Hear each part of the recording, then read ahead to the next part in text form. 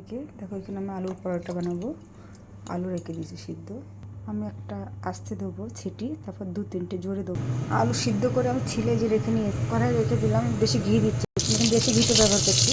আমি কড়ার মধ্যে একটু রসুন দিয়ে দিচ্ছি, 2-3 কোয়া দিয়েছি, একটু আদা দিয়ে দিচ্ছি। এগুলো আমি ভেজে নেবো। এবার দিয়ে দেবো পেঁয়াজ কাটা দুটো, 1 চামচ লবণ দিচ্ছি আমি, 1 চামচ কাশ্মীরি মির্চ, একটা ধনিয়া পাউডার 1 চামচ, আর গরম মশলা 1 চামচ। তারপর মিক্স করে নেবো। তো বেশি ভাজবো না, বন্ধ করে দিলাম গ্যাস। আমার চামচটা ছোটো আছে, তো আমি 8 দিলাম লবণ। ভালো করে মিক্স করে নিচ্ছি। দেখো এটার মধ্যে করে একটা কথা, এই যে একটু লেবু চিপড়ে দিলে আর একটু স্বাদ বেশি হয় এই আলু পরোটাতে। পরোটার জন্য দেখো আটা রেখে নিয়েছি। এখানে আমি 1 চামচ লবণ দিয়ে দিচ্ছি, 1 চামচ ঘি দিয়ে দেবো। এর মধ্যে দিয়ে দেবো অজওয়াইন, একটুখানি অজওয়াইন দিয়ে দিলাম।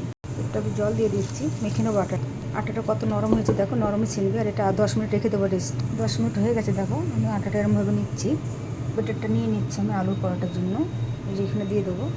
আমার তাওয়াটা গরম হয়ে গেছে দেখো, আমি একটু বেলে নিয়েছি, উঠিয়ে দিয়ে দিচ্ছি।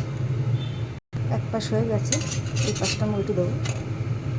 আমি ঘি দিয়ে দিচ্ছি, ঘি দিয়ে সেঁকবো পরোটা। দিদিটা ঘি দিয়েই ভালো খাই। এক পাশ হয়ে গেছে তো আর এক পাশ দিয়ে দিচ্ছি।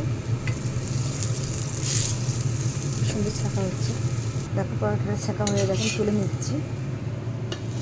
এটা রাখছি, আরেকটা দিয়ে দেবো। দাদা ভাই দিদি ভাইরা, আপনারা দেখছেন ভিডিওটা, খারাপ লাগলে বললেন, ভালো লাগলেও বললেন। আপনারা অত ভালো অবশ্য বানাই না, তাও একটু জানায়েন আপনারা। মাসিমা মেসোমশাইরা, দিদি ভাই দাদারা, ফ্রেন্ডরা, যাদের যেটা ভালো লাগে আপনি কমেন্ট করে জানাবেন। এটা দিদি ভাই কীরকম হয়েছে না হয়েছে দেখেন। এখানে আমি 12টা পরোটা বানিয়েছি, দেখেন আপনারা দেখতেই পাচ্ছেন। 12টা পরোটা বানিয়েছি, আলুর পরোটা এটা।